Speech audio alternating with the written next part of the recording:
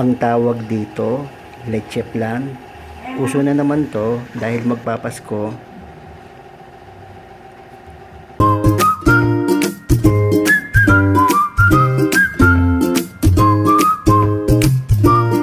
Ito na ang ingredients niyan.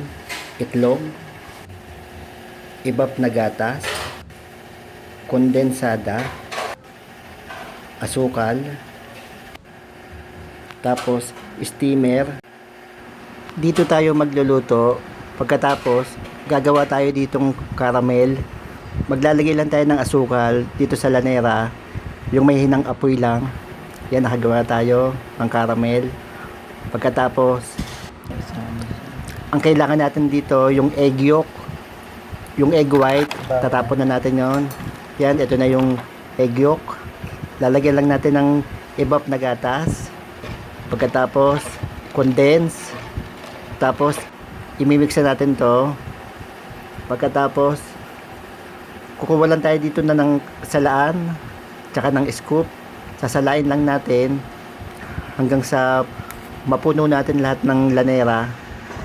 Yan, nakikita nyo. Tapos ito na siya, i-steam na natin. Yan, kailangan nakabalot siya ng foil para hindi siya matubigan ang ating leche flan. Pagkatapos salang na natin to mga 30 minutes. Yan, makikita nyo. Yan na ang ating leche flan.